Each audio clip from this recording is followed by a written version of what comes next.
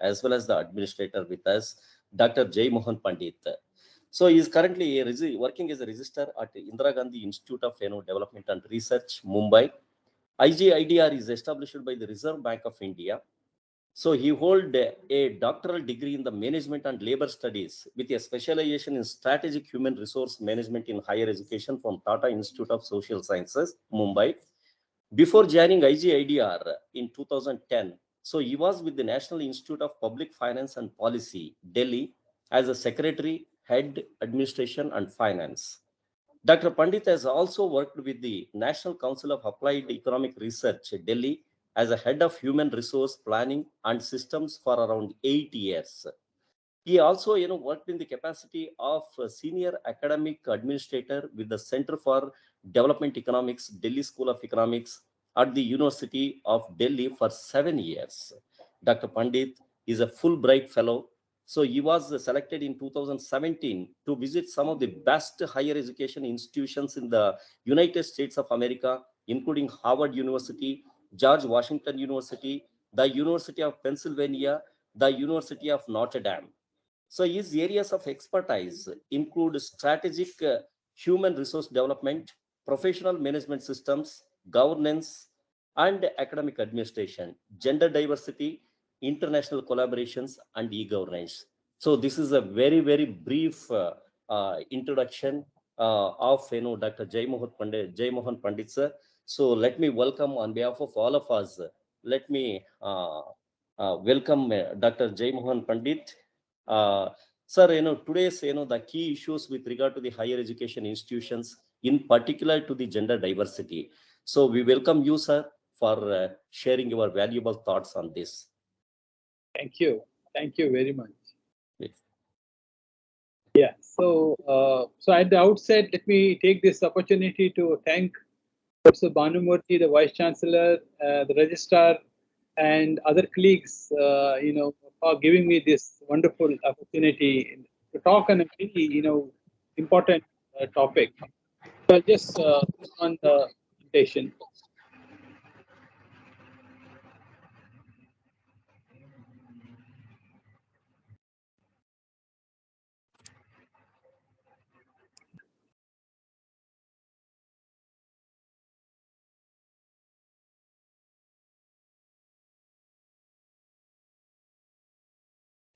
Yeah, is it clear? Yes, sir. It's clear, sir. It's clear, Okay. sir. So once again, thank you all for giving me this wonderful opportunity. And I would also like to thank Dr. Bipin Soni for coordinating and for his help.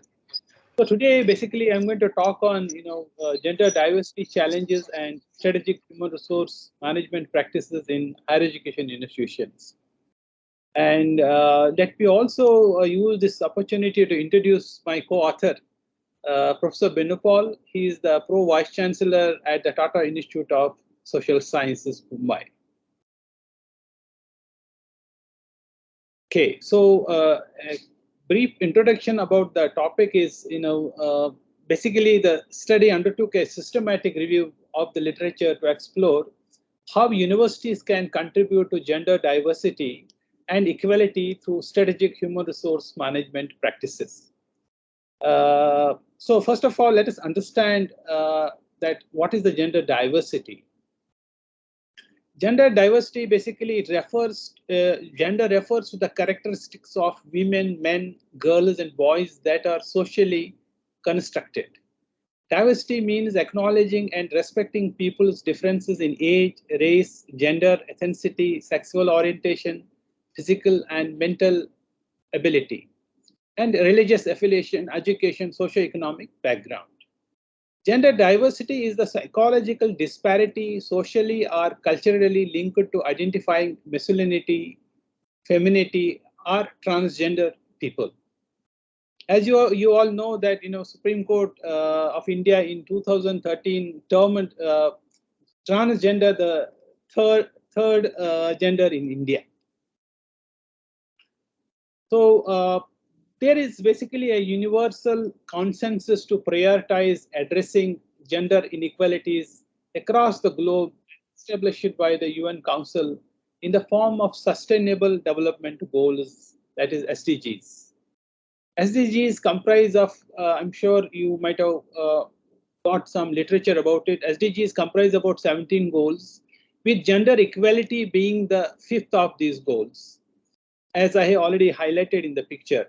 So accordingly, universities worldwide are expected to play an essential role in advancing, achieving, and promoting the UN's 2030 agenda. The Global Gender Gap in report 2022 ranks India at the position of 135 out of 146 countries. I mean, that is something bit poor. I think comparatively, we have deteriorated a bit as far as the global level is concerned. But as far as the domestic level is concerned, India upgraded its overall performance on the SDGs to 66 in 2020 and 21, from 60 in 2019 and 20, and 57 in 2018 and 19. The overall SDG 5, that is gender diversity score in India index 3.0 was 48 in 2020 and 21. And it is certainly up from 42 in SDG 5, India index 2.0 in 19 and 20. The SDG India index is basically a measure which is designed to provide an aggregate assessment of the performance of all states and the union territories in the country. So empirical research has demonstrated that women, despite being capable and qualified at par with men, occupy only a little space in leadership, authority, power, income, and status in HEIs. Moreover, studies have established the existence of gender leaky pipelines. Gender leaky pipelines is basically a progressive reduction in women's participation at the different stages of career progression in academic positions, and glass ceilings. So glass ceiling basically is basically certain barriers which women employees face during their employment in HEIs in India. So accelerating efforts to achieve sustainable goals through superior teaching, research, and the implementation of professional management systems like human resource management are essential to address these difficulties. In this context, it is essential to follow gender-focused human resource management practices to achieve the required goals in HEIs. It is a well-known fact that gender-focused HRM improves employee and organizational performance.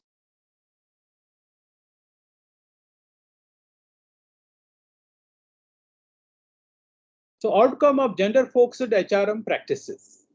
Towards the sustainable development goals in HEIs, efficient human resource management practices play an essential role. There are numerous studies done which demonstrate that gender-focused HRM practices yield best outcomes for the employees and the organizations. I think when employees know that, particularly the women employees know that the higher education institution has wonderful policies, good practices, they don't differentiate between males and females. This becomes a very attractive institution for the women to join the HEI. HRM instruments such as recruitment and selection, performance appraisal, career development, training and development, and equal pay accelerate equal employment opportunities and improve inclusiveness and creativity to a great extent among the diverse human resources in HEIs. There is a need for gender engrossed HRM priority towards procedural injustice, such as unsupportive culture, lack of professional training programs for women, unequal promotion and career advancement policies for women academicians, and unfair performance management systems. HRM practices and diversity management policies should create pleasant and respectful workplaces where different cultures and religions are appreciated, equal opportunities rights policies are developed, and physical handicaps are not an obstacle to professional development. To this effect, HRM practices in HEIs play an essential role in achieving UN Sustainable Development Goals. So diversity in teaching, non-teaching staff, and students in universities is vital because these diverse individuals provide different viewpoints on the institute's success and enhance its quality, thus acting as crucial contributors to their teams. Therefore, recruiting diverse faculty and non-teaching staff is necessary for fostering an inclusive environment in higher education institutions. Now, what is the kind of methodology that we have used? What we did is we did a systematic literature review. It was basically undertaken to explore the gender diversity challenges with a specific reference to Indian universities. The study examined the role of HRM practices in managing gender diversity challenges in higher education institutions. Data was collected using databases such as Google Scholar, Web of Science, and Scopus. So what we did, we identified the relevant articles to ensure the research objective was met. Secondly, it explored the themes pertinent to HRM's essential instruments. In all, we had around 287 documents from various sources were collected after following the due procedure and protocols. So around 50 articles were shortlisted. Let us understand the present situation of gender equality in HEIs as far as the students are concerned. So indeed, a lot has been achieved so far, but more has to be done to ensure sustainable gender development in HEIs.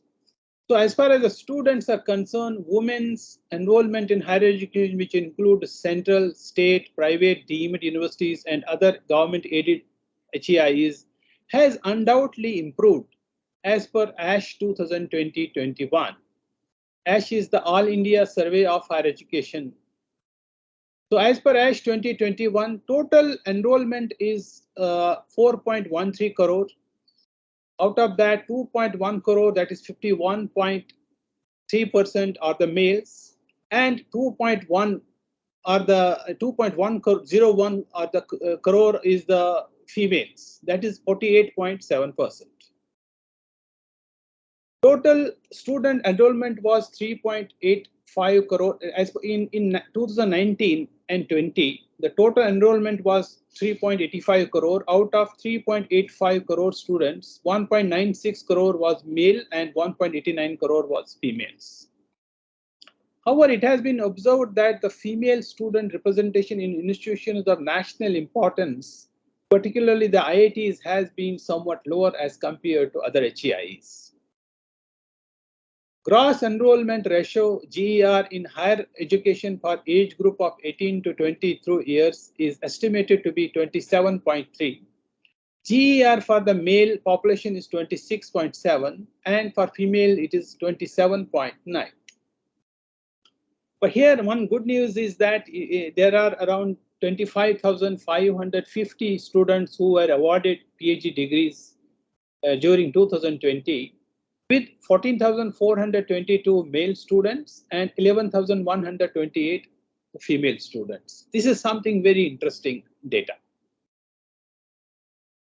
Now, as far as the employment is concerned in higher education institutions, the teachers total teachers were 15,51,070 teachers in 2020 and 21. That is about 57.1% all the male teachers and 42.9 are the female teachers. According to ASH 1920, the lower gender proportion is recorded in Bihar, where the female to male teachers ratio is 1:4, which is percentage terms is 78.4% for males and only 21.6% for female teachers. This is as per the ASH 19 and 20 data.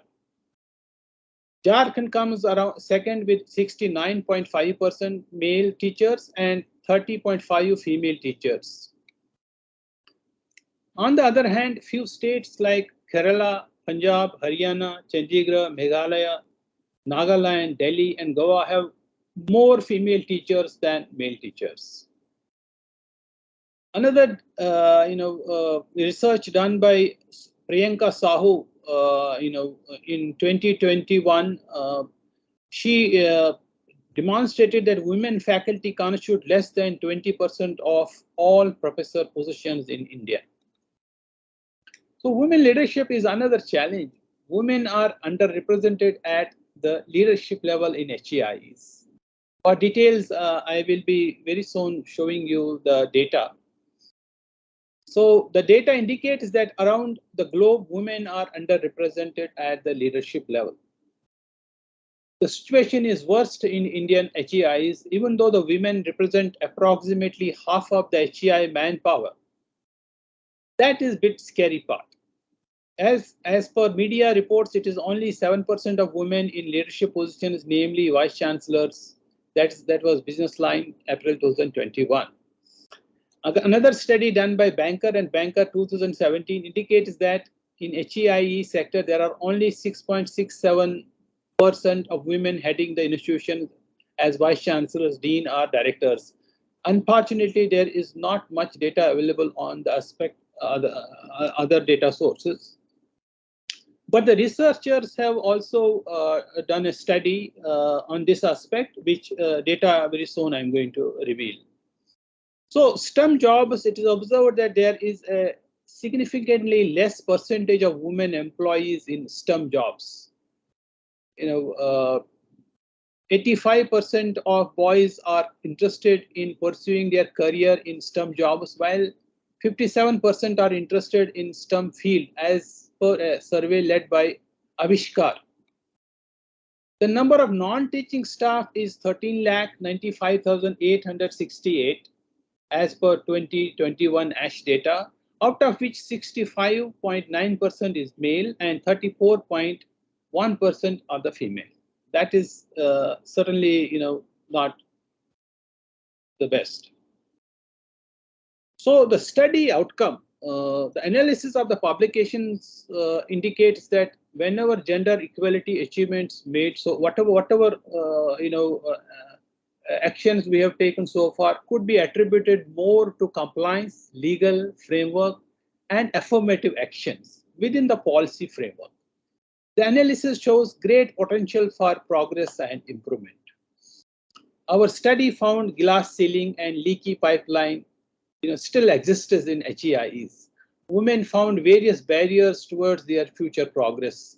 There is no systematic training and structural system to fix the leaky pipeline. There are inequalities in recruitment and promotion systems due to various constraints, including interface from multiple fronts and organizational internal structural problems. The number of women leaders holding positions at the level of vice chancellor, director, and other senior academic positions like registrar is very low. I think what I missed is probably this slide, which I'm going to again, was it this or this?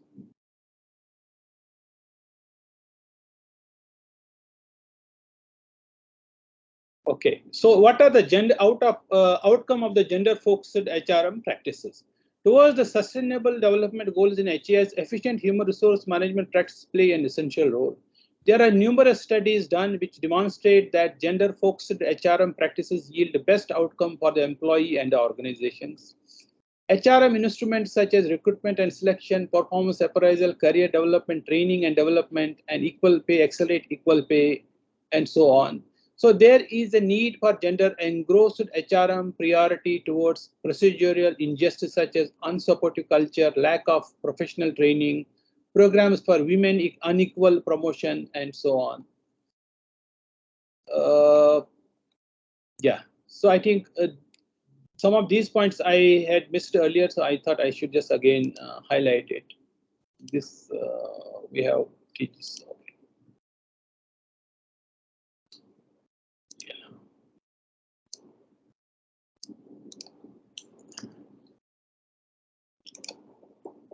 The study outcome.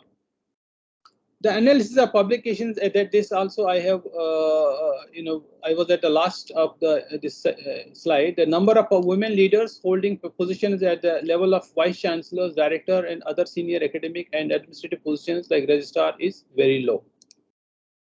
So now let's talk about the leadership. I think committed leadership is crucial for ensuring support for gender equality and improving women's underrepresentation in leadership in the higher education institutions. I think a lot depends on the leadership of the higher education institution. If leadership is very supportive, if leadership is very dynamic, if leadership is very, following the strategic management systems, I think it depends a lot. According to Nandwani and Jan 2022 study, the inclusion of women teachers in the school management committee has improved the overall quality of the schools, increasing the recruitment of teachers, academic qualification, student enrollment, and other academic achievements. Their study also demonstrated that women representation in leadership roles and management committees positively influence students' learning outcomes, particularly women students. Even though women's leadership is on the rise in the higher education sector, the fact is that men contribute to hold the majority of the leadership positions, not only in universities, but in schools in India and across the globe. Another challenge is when we talk about the leadership in higher education institution is the cloning effect.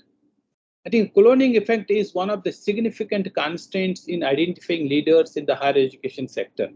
So cloning effect is basically it is a process where institutions avoid exploring, taking risks and eventually appoint leaders similar to those already on the job. The cloning effect has become a powerful barrier in selecting university women leaders. Another aspect is, women see leadership roles as not attractive enough. They also find it challenging to adapt these roles culturally.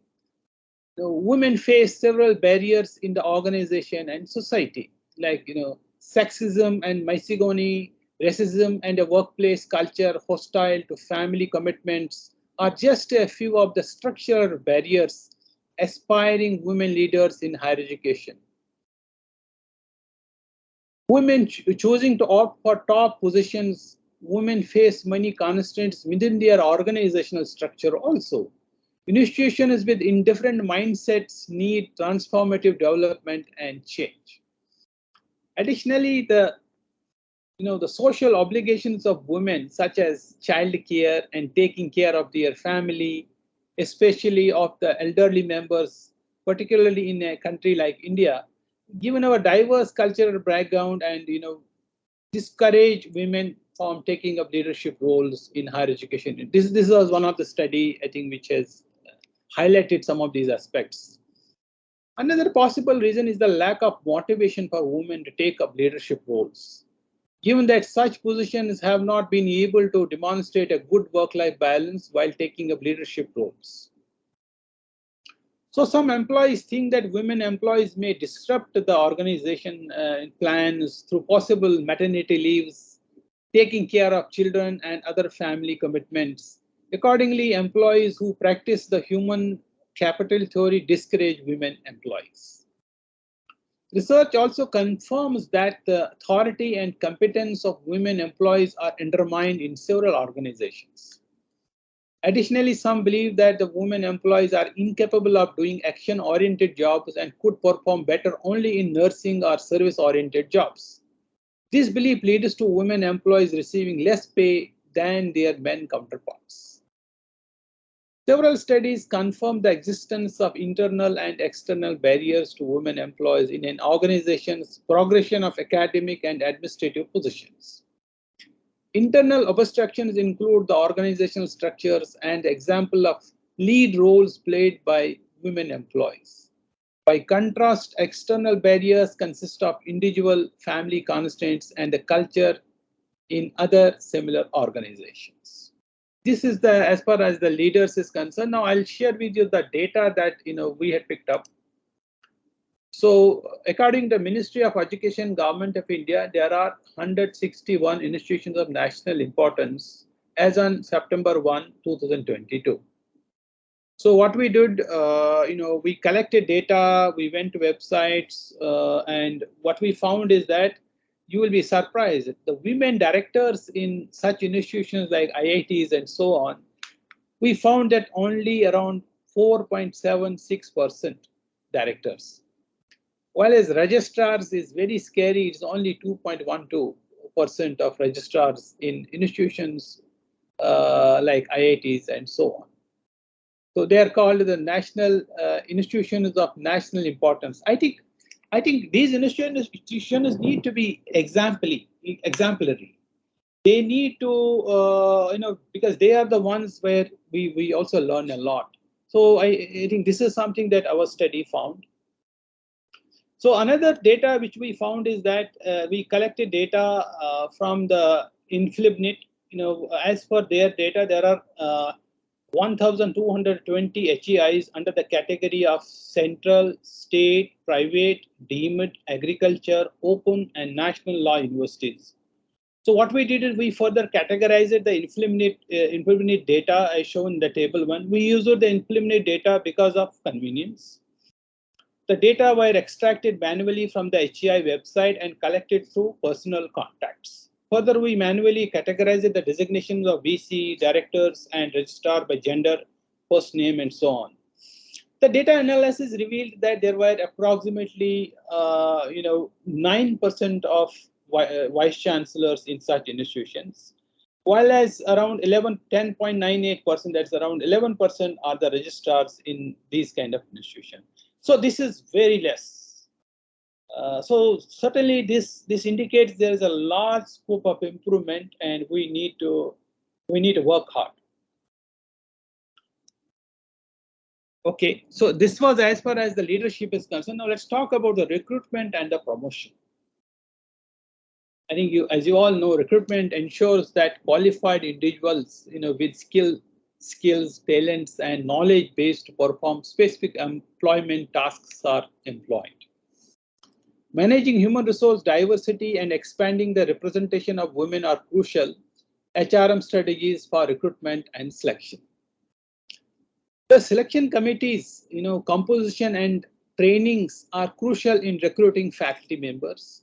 The authors highlighted an initiative taken by the HRM team of Auckland University towards developing a diversity advocate program, DAP, for accelerating and providing a proactive hiring system in the universities. So I think we strongly feel that, in India also we need such kind of forums, such kind of gender champions.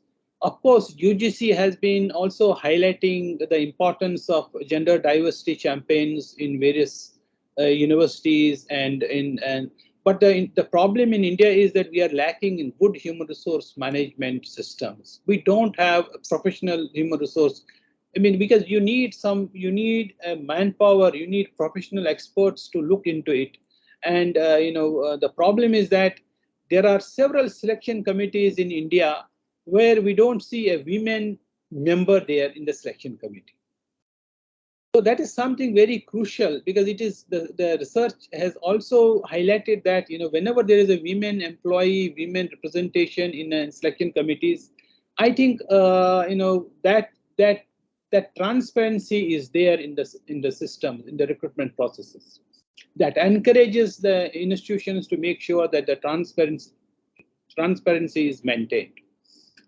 So by training faculty and the leaders to serve as advocates for diverse search pools and equitable research processes within a committee of their peers, program benefits from the professional expertise, shared values, and existing relationships of trust among faculty. So we also found that the DAP was a successful tool for incremental progress, which could eventually turn out to be a transformed system towards a successful diversity recruitment program. We need to take several measures to ensure gender-focused recruitment and promotion practices. For example, all recruitment and selection activities must be transparent with continuous oversight from the leadership and so on. Possible exploitation of loopholes in making recruitment and selection run quick, cheap, and smoothly should be avoided by appointing dedicated administrators and gender equality task force committees. HEIs need to ensure that the appointments are made based on merit and open procedures. Moreover, the recruiters should be held responsible if they fail to follow transparent systems. Vacant positions need to be advertised widely, both nationally as well as internationally. So these were some of the, as far as the recruitment and promotion is concerned. Now we will go to succession planning. I think several of you would have unheard of succession planning when we talk about the higher education institutions. We're not good in succession planning in the country as far as the universities are concerned. The problem is that by the time the faculty or non-teaching staff retire, we wake up for a recruitment process. We only advertise when the person retires. So I think the role of succession planning is to ensure continuity and leave a legacy for next generation in HEIs. But what is happening here that there is a because we don't have a good succession planning in the university, there is no continuity. I think by the time the person comes, the new person comes, the old person would have already retired 6 months or 1 year before, and lot of good practices discontinue. So there is no way, passing on the legacy or, ensure the continuity of the good systems. Indeed, succession planning is commonly used in the corporate world. But higher education institutions need to really work on it. But yes, what is lacking is that, again, I want to highlight that we don't have good professional human resource management systems.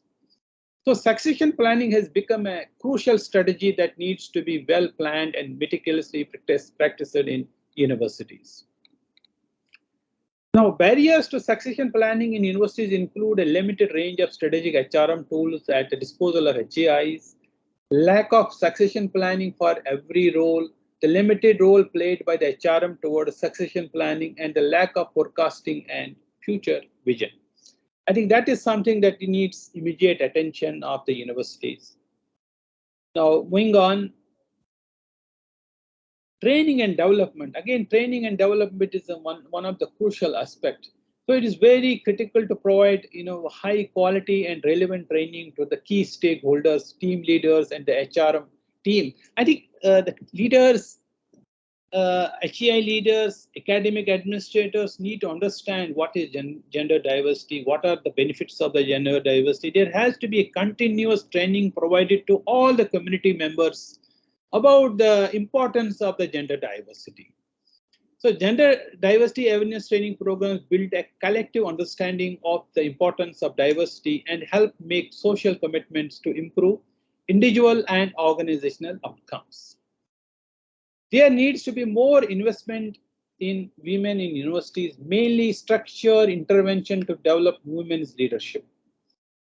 I mean, as I said that, there is a leaky pipeline. Leaky pipeline, I mean to say, is that whenever at the time of recruitment, there are several organizations who make sure that, for example, at the level of assistant professor, we recruit, 50% males, 50% females.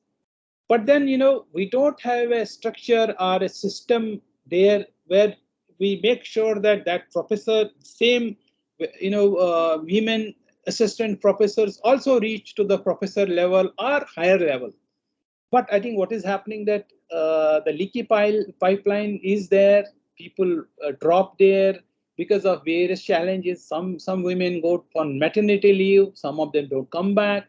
Some of them find it very challenging to move on. Some of them find very challenging. So I think there are no systems. There are no motivational tools there. There are no training programs there where we have to make sure that the women employees are provided good and well training programs.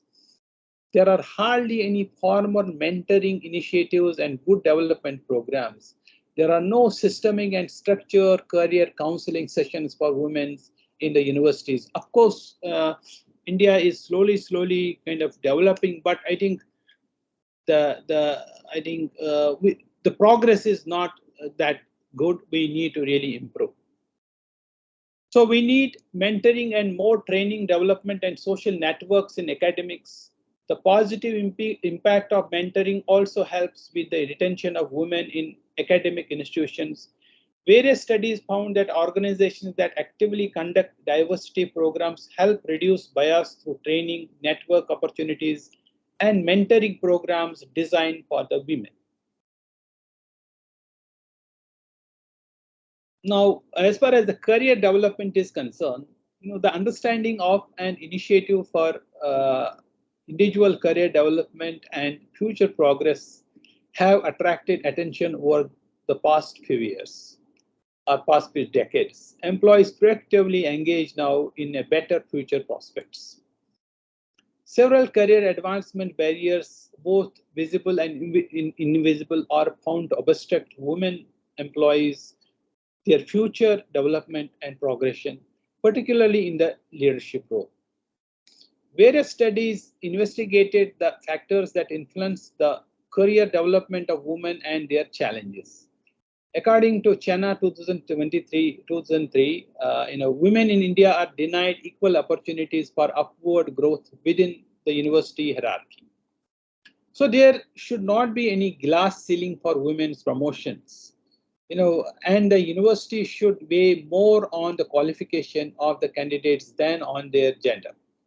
HEIs should aim to achieve gender equity, at least in terms of numbers. They also need to practically follow the stipulated norms for gender diversity instead of just paying lip. I mean, rules and regulations are there, but I think it should not be just for paying lip service to like written rules, circulars, and so on. I think we need to be very proactive there. That is something which is again lacking in the country. Now we're talking about the performance management, which is again one of the critical HRM tool. So we all agree that performance management influences individual and institutional outcomes. Performance management ensures the effective discharge of duty for which the individual is appointed to an organization. In other words, performance management ensures that employee manages their job assignments efficiently. But what is happening in India, we are not very good in the performance evaluation system. It's just, I must say that it is just for the sake of, particularly in the public universities, we don't have a good performance management system. Salaries, because problem is the salaries are guaranteed. So individuals don't see any benefit out of good performance management system. I think that's again, I must say that in India, we need to improve performance management. We need to have a dynamic system. We need to have good parameters.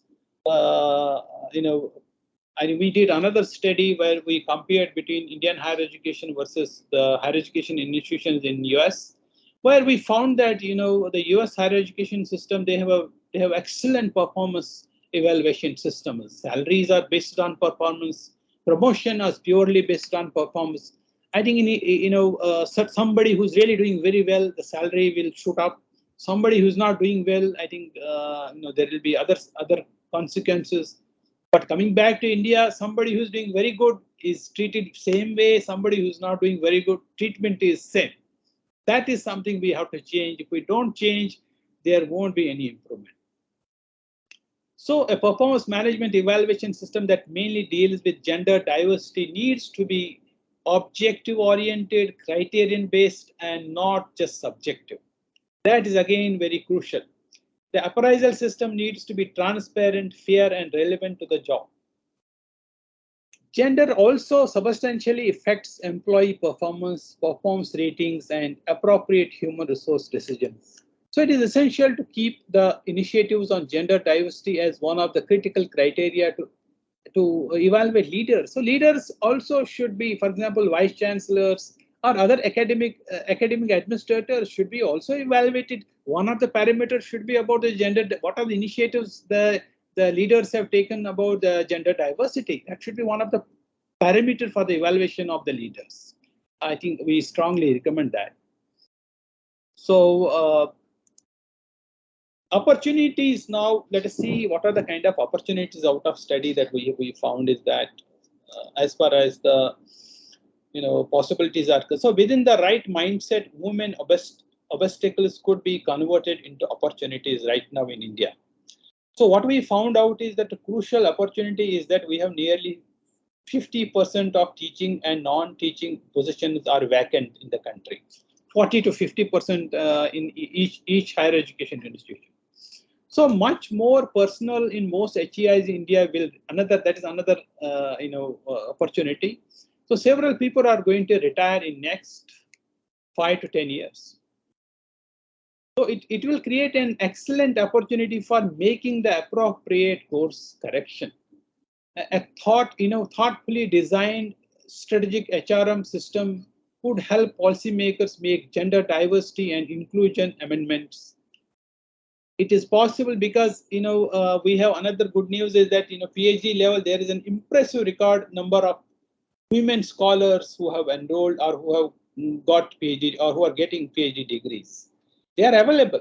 So this trend is also observed in STEM subjects with more women opting to learn STEM subjects. So we have an almost equal enrollment of women study students at the HEI level.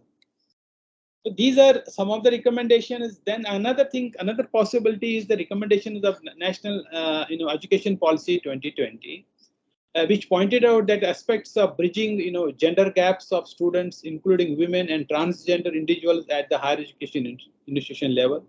NEP, suggested specific measures, including creating the gender inclusion budget fund, enabling the education sector to provide equitable education for girls and transgender students. So I think these are some of the opportunities which could be converted, where we can hire more women employees. Now, the last slide is the conclusion. The United Nations recognized in 2015 that ending poverty and other deprivations must go hand in hand with strategies that improve health and education, reduce inequality, and spur economic growth, all the while tackling climate change and working to preserve our oceans and forests. So the gender equality has to start with the girls' childhood, nutrition, health, better quality school education, skilling, etc. And therefore, a life cycle approach is very important. It is needed to reduce gender inequality in India, including in higher education. Here, I think the higher life cycle approach is very critical. So to reduce gender inequality in higher education, it has to set up in a large context of reducing gender inequalities in all SDGs. Specific measures in HEIs, including HRM measures to reduce disparities in HEIs. It has to foster to reduce gender inequalities by giving equal opportunities, demanding side approaches, and trying to reduce inequality. The current study undertook a systematic review of the literature to explore how universities can contribute to gender diversity and equality through strategic human resource management practices. So the analysis of this publication indicates that whatever gender equality achievements made so far could be attributed more to compliance, legal frameworks, and affirmative actions within the policy framework. The analysis also shows the great potential for progress. So our study found inequalities in recruitment and promotion systems due to various constraints, including interferences from multiple fronts. Another crucial outcome of the study is the underrepresentation of women's leadership in HEIs. The study has argued that a representation of women leadership in Indian HEIs is not encouraging and needs immediate attention. It is also observed that the percentage of women employees in the STEM, that is, science, technology, engineering, and mathematics jobs is much lower than that of men. So if the glass ceiling in the STEM domain needs to be breached, this should start with more girls opting to learn STEM subjects. Similar trends are observed for appointments too, with a negligible proportion of women in positions of power, such as vice chancellors, directors, senior academic administrators, in the universities. Such a trend confirms the existence of leaky pipeline in the higher education sector. So while the balance is tilted against women from their education, the imbalance only increases as they go higher in their profession.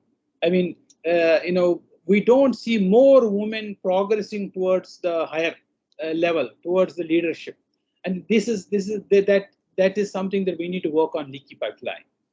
So various reasons for inequality in terms of women representations range from lack of work-life balance, considering the patriarchal view that women are more or entirely responsible for domestic work with no incentives for professional women, to lack of access of training and so on.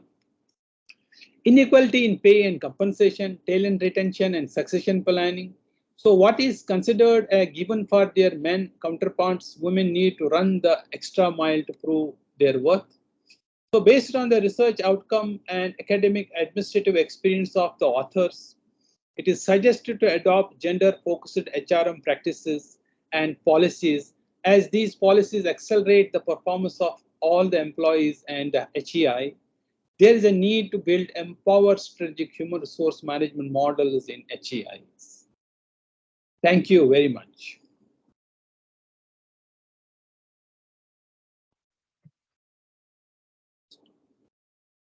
Well, the participants, if you have any queries, you can raise the query in chat box in chat window. Sir, our Vice Chancellor, base Vice Chancellor, Dr. Banamurthy sir. So, if he has got any thoughts to share, please welcome, sir. Yeah, I think there are some question already been raised in the chat box. But anyway, let me first of all thank Jai Mohan Pandit for giving this very detailed presentation on the gender diversity in higher education institutions. I have known Jai Mohan for more than 20 years now, and I have seen how he has built the institutions and how he has grown to this level.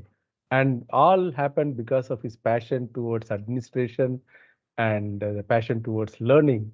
And we're all very happy that Jai Mohan has achieved all these things by working very hard. In terms of the presentation, Dr. Pandit, I think you have made a very, very valuable suggestion to all of us. And in fact, we have been reading your articles in the newspaper. Now you have become much more, active in the newspapers and media. And I hope that you continue to write like this, and it's going to be very useful for all the institutions like ours. Just wanted to tell you that some of the issues that you raised are actually being part of the national education policy. By the time you adopt the national education policy, I think that can give a lot of flexibility, the one that you just raised in terms of removing the hurdles for women to be part of the mainstream, and also to break the glass ceiling that I think that you repeated many times, and also repeated that leaky pipe. So I think all those issues, at least most of the issues that you raised, might be addressed by the national education policy. I do believe that the flexibility that the national education policy provides would certainly help us to address some of the issues, very, very pertinent issues that you raised. And we at the Karnataka, we have been implementing the national education policy since last year, and we do know the kind of flexibility that has. So I do hope other states also, adopt the national education policy soon, so that that can be really helpful for improving the gender diversity. We at Base University, I mean, you should be happy to hear from us that we have a very, very good gender balance among the students. Right now, I must say it is 2:1, right? You don't see that. I'm not sure whether you have it in IGIDR, but we do have a gender balance. I think we have more girls than boys. I think that's a 2:1 ratio. I don't think you will see anywhere else. Now, even among the faculty, we have 1:1. So we do have that process, and going forward also we will keep that in mind, and we also look at some of the suggestions that you made, so that we will be in a position to really maintain that kind of a gender diversity. So I hope for next time you come to our campus and give this presentation and maybe the new work that you are doing. And again, on behalf of all the university staff, in fact, today there are so many people who attended online, and there are many more people who are sitting in Registrar's chamber. You don't see they're physically sitting; it's been displayed on the TV screen. So that only shows, the interest we all have in this topic, and we look forward to working with you, and we look forward to hosting you on our campus also. Thank you. Thank you. Thank you very much.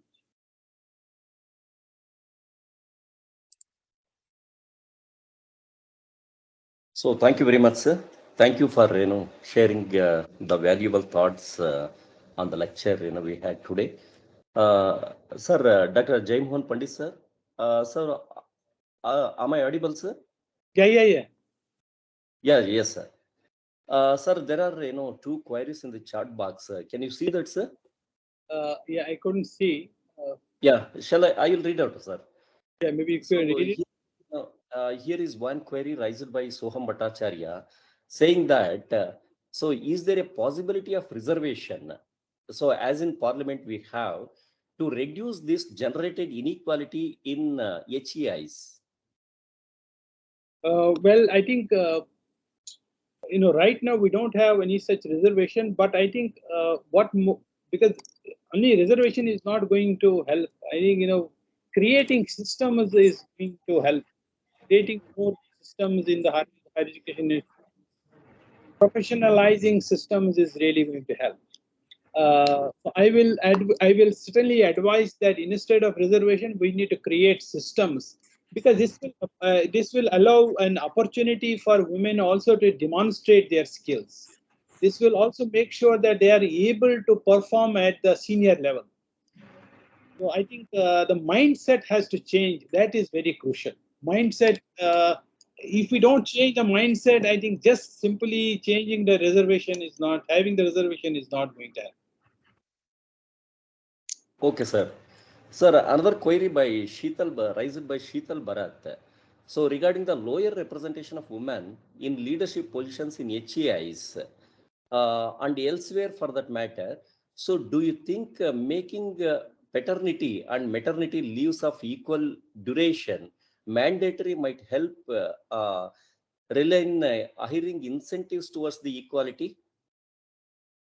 Yeah, may not help much. May not help much. Yes, sir. I think, as I said, towards that, what is going to help is that mindset is going to change. We need to change that, and I think having gender, engrossed, gender focused the human resource management practices and policies is going to help.